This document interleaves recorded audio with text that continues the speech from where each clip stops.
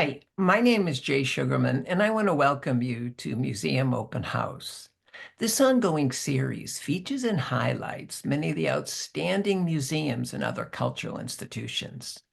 The main purpose of most programs is to inform viewers about current and upcoming exhibits, various programs, resources, and other opportunities that are available for the general public. Today, via Zoom, we're fortunate to have as our guests Marissa Gallant and Leah Morgan, both of whom are associated with the New England Botanic Garden at Tower Hill. Marissa is the Director of Education, and Leah serves as the Manager of Exhibitions. They're here today to inform us about two extremely engaging exhibitions that exemplify art and culture at the New England Botanic Garden. We'll first hear about and view Horticultural Heroes, a fascinating exhibition that features portraits by local artists of diverse leaders in the fields of horticulture, gardening, botany, and conservation, who champion their causes throughout history. Next, we'll find out about the always much anticipated annual display of orchids, which is the focus of Pixels and Petals, an orchid exhibition recently opened showcase that combines the vibrant world of retro video games with the delicate beauty of orchids. As you can see, we have a lot to cover today, so let's start by meeting Marissa and Leah. Welcome. So delighted you're both able to be here. Hi, Thanks for Jay. having us. I had the wonderful opportunity to visit both exhibitions over the weekend, eager to find out more and have you inform viewers. To that end, Marissa, would you please start by sharing what inspired the Horticultural Heroes display that's incredibly fascinating, and how did that develop to where it is today? Absolutely. So the exhibit was first commissioned in 2018, and then it was displayed for the first time here at the garden in 2019. And the original collection included 20 portraits. So the whole idea behind the exhibition was, we're a botanic garden, so we really want to showcase and celebrate unsung figures in horticulture, botany, conservation, agriculture, food justice, and more. And we really wanted to show how their contributions shape our world. So we put a call out to local artists to interpret the stories of these individuals and ask them to celebrate their legacies through the portraits that they would create. And so this year, we're really excited to be able to expand the exhibition by 10 portraits, bringing our total up to 30. So we have heroes, both historic and contemporary, all representing diverse voices in the world of horticulture. Fabulous, fabulous. Leah, how were the artists chosen? And then after that, the different individuals that are featured? Yes. So every time we do a new exhibit, we try and think about like who we want to represent. And for this exhibit, we wanted to reach out to our local artists. So we put a call out to artists on social media and on our website. And we had people apply and show us what they wanted to portray. So they would choose the horticultural hero that they wanted to portray in the media that they wanted. So after we got the applications in, we chose the artists that we thought would represent the heroes the best, which was a lot of fun. And before we did that, we actually gave them a list of heroes that we wanted them to portray. So we had a list of 20 to 30 that we did a lot of research on and put that out there to them and let them choose their top three. And then based on their media they do and the hero, we kind of combined the two and chose 10 for this year, which is a lot of fun. What were briefly some of the criteria that you had in mind for the eventual selections? That was a hard one. We opened it up to anyone to apply. So we had students, we had trained artists, and really we wanted to see a variety of different media types. And we wanted to know that they had the skills to be able to do the project as well. So people put in their portfolios. So we had some really amazing artists that applied. And really, when it came down to it, we probably could have chosen like 40 more people to do the project. But I think we chose the right group of people based on their media types and their skills and, their stories that they wanted to tell with artists. Yeah. Well, we want to take advantage of our time and enjoy a selection of this year's uh, featured paintings. And this first one we have here is Anne Spencer.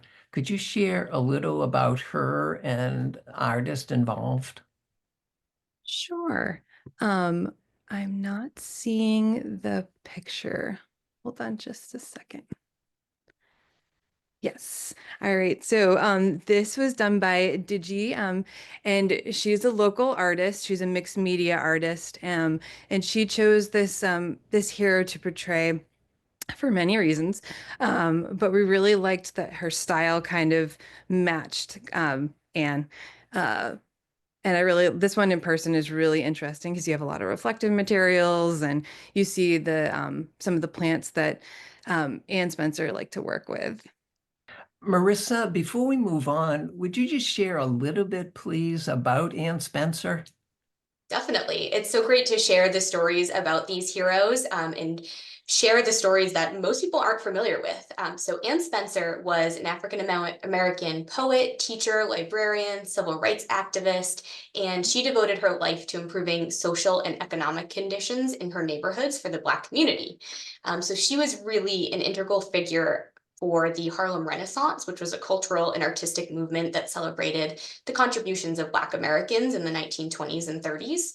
And so she had this beautiful, beautiful garden space at her home that she opened up to the Black community. And it really became a gathering space for folks to come together and share their stories and connect with one another. And it was really an integral part for that movement during that time period. You know, that's what really impressed me about this whole exhibition. These individuals, much more than people who just had an incredible garden or horticultural display, but true change makers, explorers, heroes, Absolutely. really fascinating group. And continuing, Leah, would you please just share a few words about these horticultural heroes and the respective artists? Sure, sure. So we have Junius George Groves. He was known as the potato king of the world. He built his legacy out of outproducing all other potato farmers. He was born into slavery. Groves arrived in Kansas in 1879 during the Great Exodus of formerly enslaved peoples. George was a self-educated man and started to sharecropping. And he did some inventions that helped really produce a lot of potatoes. And this artist, you could see all the varieties, excuse me, of potatoes that she portrayed, even gilding them. So it was a great way of portraying the Potato King. The artist is Brady Wolcheco. This one is quite stunning in person. Mhm. And the other person featured in the image. So we have Janine Barrette. I'm not sure if I'm saying that right, but she was a French botanist. She actually dressed herself as a man and went on lots of expeditions. She went to Brazil, Peru, and Bolivia. She was responsible for finding lots of plants, and one of them, the bougainvillea, which you see in lots of tropical places and in conservatories. And the artist who did this is one of our own, Alison Prokop, and she used Liano print. Wonderful, wonderful. Well, moving on, a word about these two fabulous portraits that are featured here. Yes. So the portrait on the right, Dr. Gladys, she was a Mohegan medicine woman, a tribal elder, and an anthropologist whose passion for understanding plants helped preserve and promote Mohegan tribal traditions. And the artist, she actually chose basswood, which was really important to the Mohegan tribe. Mm. This is Maria Fritura, and she did an amazing job. It's really wonderful to see this one in person.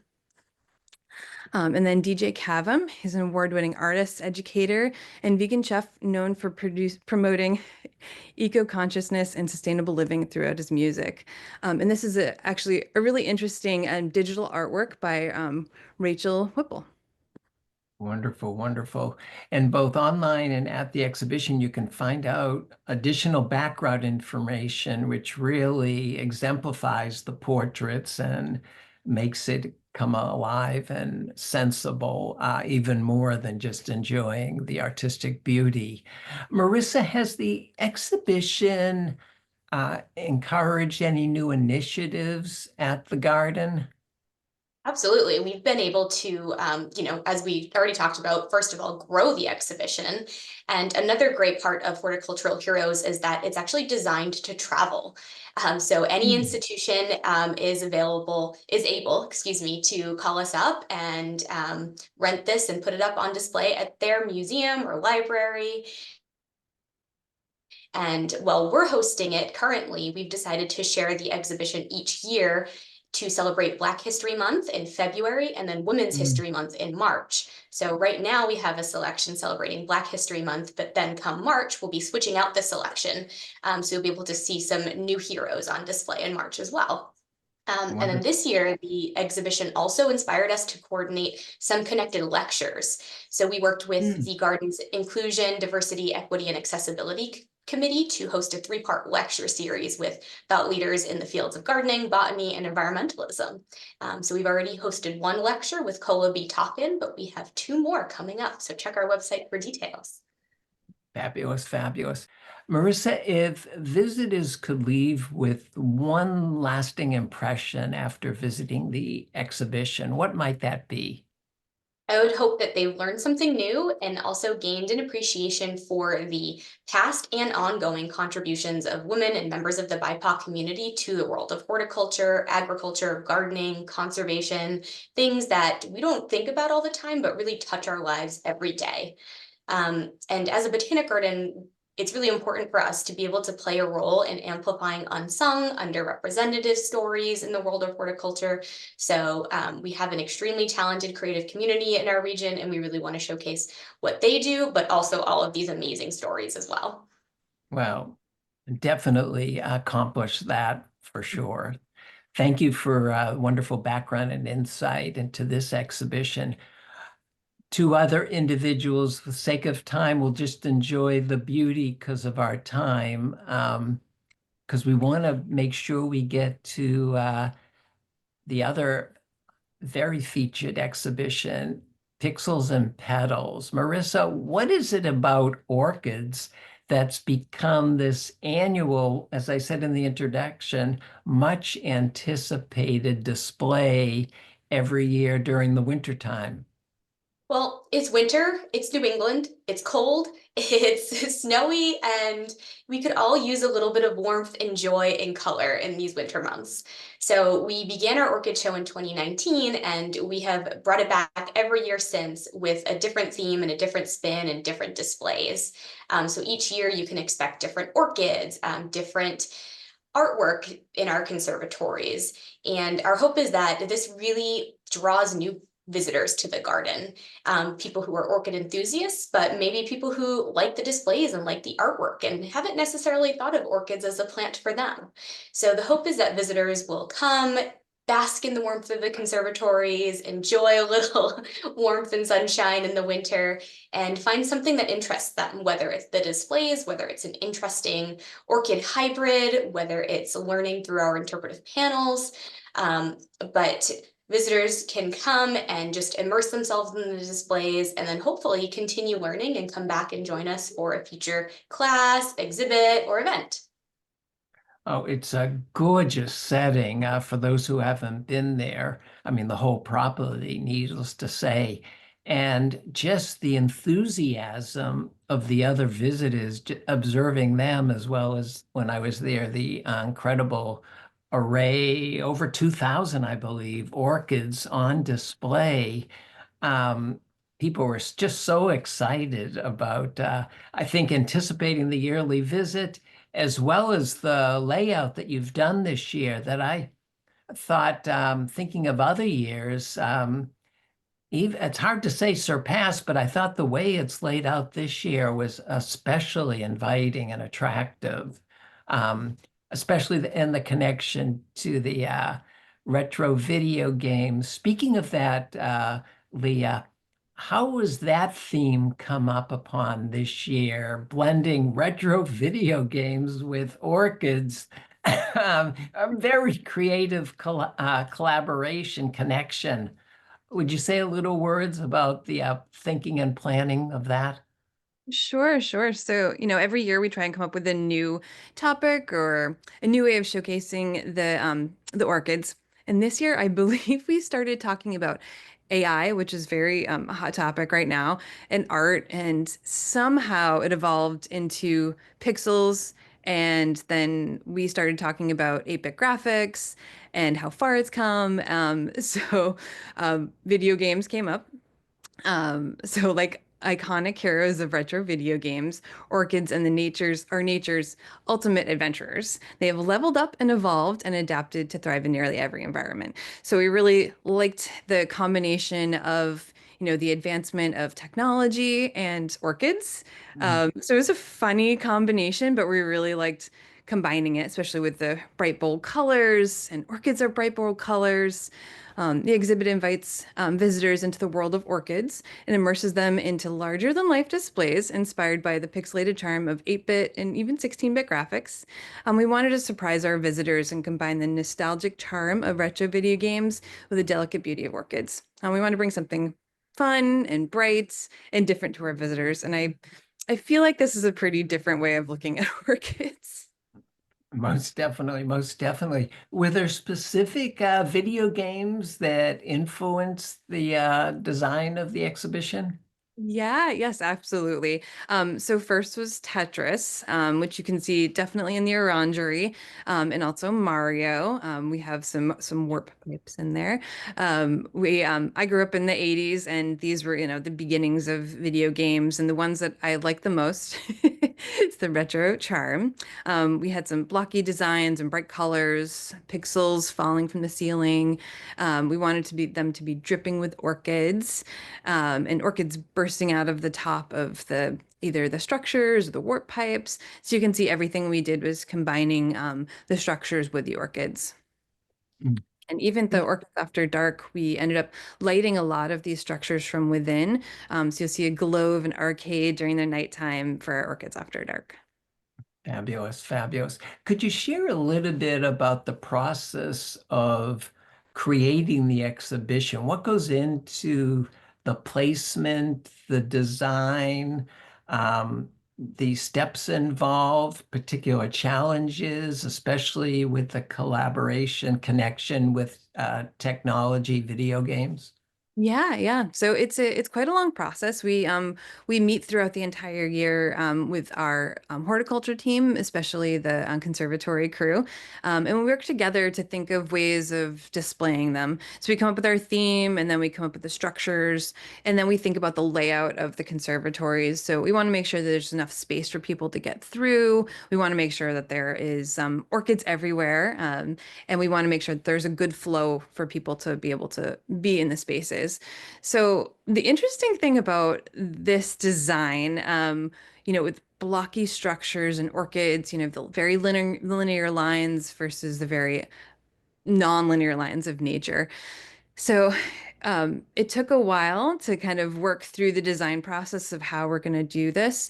But I think we actually came up with some of the easiest ways for us to be able to display the orchids, which was really I was very unexpected. So all of the big blocky structures, I made these mesh baskets. They are able to just put the orchids in, and they are very safe and secure and easy for our horticultural crew to be able to install. So out of this like very interesting challenge of technology and linear lines and orchids, we came up with our best way of displaying the orchids for us. So I think that was a interesting challenge that at the end ended up being uh, our design challenge project worked well for us. How do you go about obtaining all of these orchids? Just a little sense of the different individuals, venues that you collaborate with. Yes, so we work with different orchid suppliers, and our horticulture team looks at what they have and that they're able to have in stock. They put in their requests of what we want, and then knowing that there are lots of other people looking for orchids this time of year, we kind of get a variety of different ones every year, which is really exciting. I feel like this year, the variety of orchids and the uniqueness of them is the best that we've had so far. Every time I walk into the conservatory, I'm seeing a new orchid that I haven't seen before, which is a lot of fun.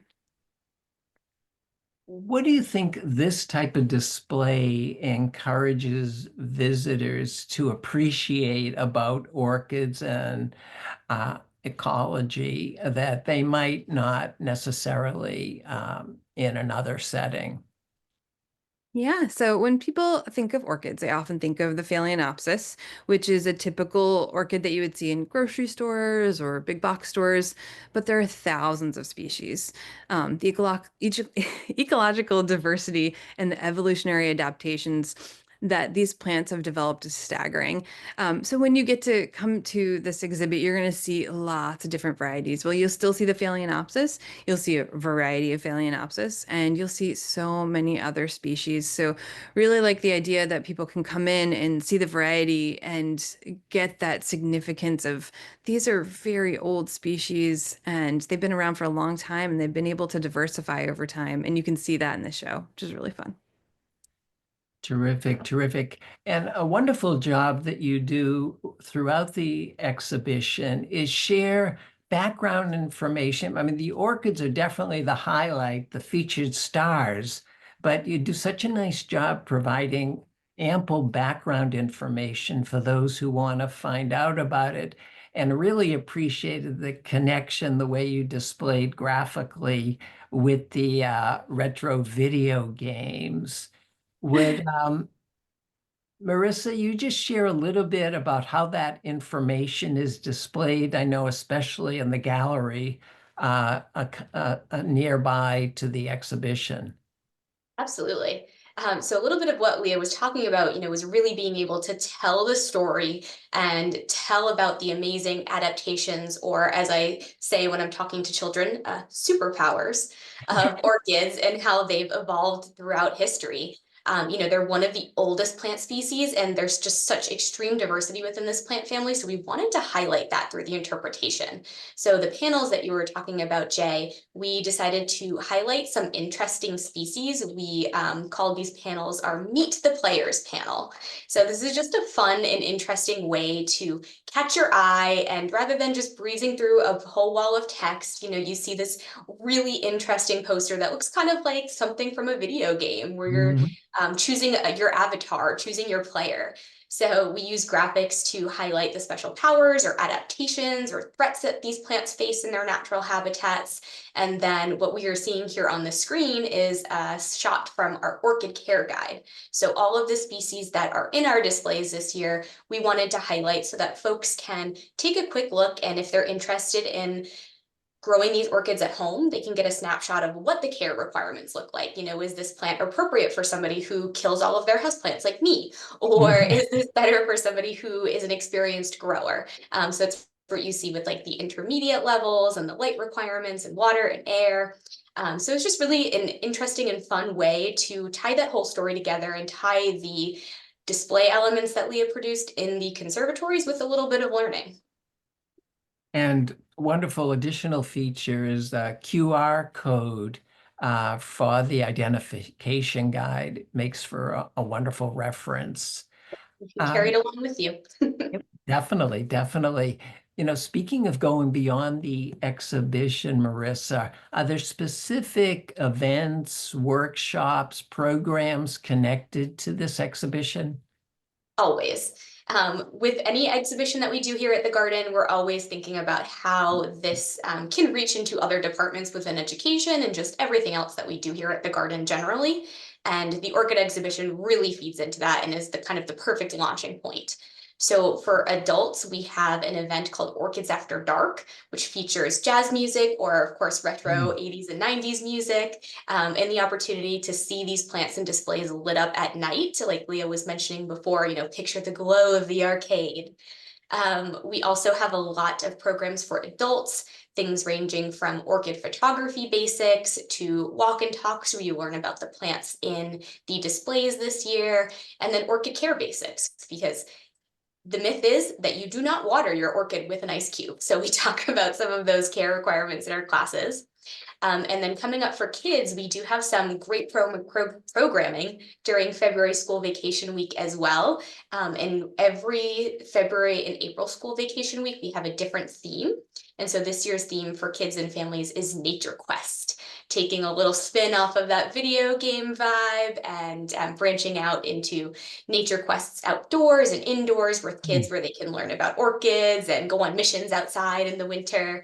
But for more information, I would highly recommend checking out our website, nebg.org. You can get a full list of all the classes that are coming up. Terrific, terrific. Thanks so much. Looking ahead, Leah, another much anticipated exhibition coming up in May relating to sculpture and George Sherwood. Could you share just a word about this? Sure, absolutely. So we are working again with artist and engineer George Sherwood. He'll be displaying a collection of his work spanning 25 years. We have worked with George in the past. He's a local artist out of Ipswich, Mass, and has previously displayed his artwork here in 2019. His work focuses on the interplay of wind, waves, and light, and he is known for his beautiful kinetic steel sculptures. So you can look forward to that exhibit opening May 3rd. Yeah. Look And how forward to many that. exhibits, how many pieces will we have, Leah? We're going to have 17 of George's amazing Wow. artworks. Yep, one will be inside, and the rest will be scattered throughout our accessible pathways to the garden. Oh, fabulous, fabulous. Always enjoy those type of exhibitions where you highlight an individual's artistic work throughout the grounds. Terrific combination. Well, unfortunately, we've come to the end of the program. I want to thank both of you so much for taking the time to be here informing us about Horticultural Heroes, Pixels and Petals, two must-see exhibitions at the New England Botanic Garden at Tower Hill right now for the next couple of months. So continued success with future endeavors and look forward to my next visit. Thanks, Jay. Thank you for having us. Also want to thank those of you watching for joining us and hope you'll be able to tune in next time.